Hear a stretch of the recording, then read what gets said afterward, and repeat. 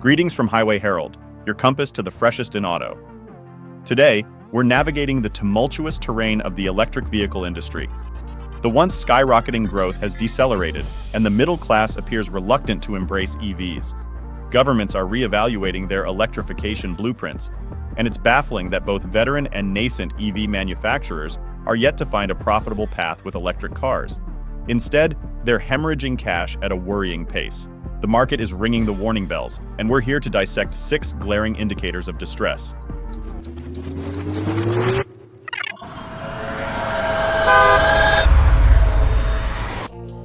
Sign number 6, startups are hitting a wall.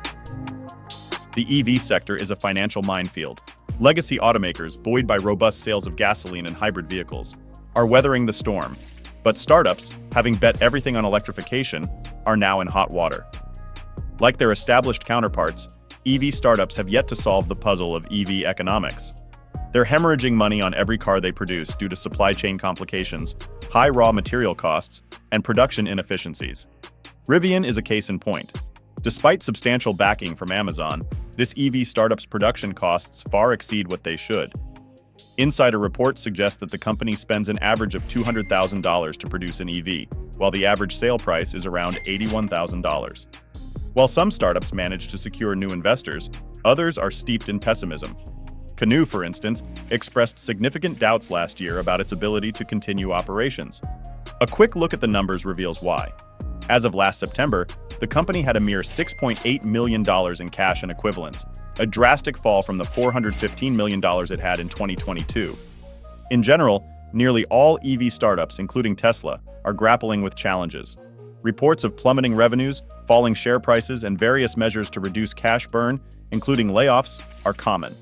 Tesla, for instance, recently let go of 10% of its global workforce. Sign number 5, Fisker's future looks bleak. Fisker had a tumultuous year, marked by substantial losses. Given its financial performance, it was hardly surprising when the company expressed doubts about its ability to continue operations over the next 12 months. Fisker is in dire need of cash and new investors to stay afloat, but its stock trades paint a grim picture. In March, its stock price plummeted from 75 cents to just 40 cents within a week. The company's struggles are primarily driven by sluggish sales. Over the past year, Fisker produced just over 10,000 electric SUVs, but only half found buyers. Another factor contributing to Fisker's woes is its unconventional business model. The company has outsourced nearly all of its production, a strategy that's proving costly in today's economy. For instance, its Ocean SUV is produced in Austria by Magna, a company that manufactures cars for several other automakers. As a result, Fisker lost $463.6 million while generating $200 million in revenue in the last quarter of the previous year. Its operating loss was around $103.5 million. Faced with these figures, the company is making desperate moves to stay in business, including laying off 15% of its workforce. Will these measures save Fisker from going under? It's doubtful.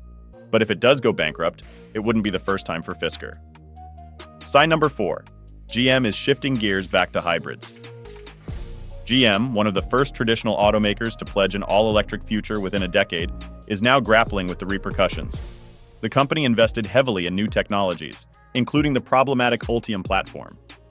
GM's ambitious plan to sell 400,000 EVs annually by 2026 seems unattainable given the current market slowdown. So far, GM's best performance has been just over 100,000 units, largely due to the now discontinued Chevy Bolt. Despite massive investments, GM is far from achieving profitable production numbers. Consequently, it's delaying most EV projects to conserve capital. With the EPA's recent revisions to electrification plans, GM is preparing to put key EV projects on hold. The all-electric Chevy Silverado and GMC Sierra won't enter mass production until at least the end of 2025, and the production of the new drive unit has also been postponed. GM dealers, unhappy with the company's insistence on selling electric vehicles, are urging GM to reintroduce hybrids. With gas-electric vehicles gaining momentum and companies like Toyota capitalizing on the trend, GM has announced plans to launch a few hybrid vehicles in the near future. Before we delve deeper, we'd appreciate it if you could subscribe to Highway Herald. Your support fuels our passion to create more content like this. Now let's explore sign number 3. Ford's electrification plan hits a speed bump. Like GM, Ford may have overestimated the readiness of American consumers to embrace EV technology, and it's now paying the price. In the past year alone, the Blue Oval Company lost over $5 billion on EVs, leading it to halt its $12 billion investment plan. The company was on the brink of jeopardizing its liquidity. For every F-150 Lightning sold over the past year, it lost at least $36,000. Fortunately, the all-electric pickup truck sales have cooled off, allowing the company to have production and reduce losses. The Mustang Mach-E, once a hot commodity, is now gathering dust on dealer lots.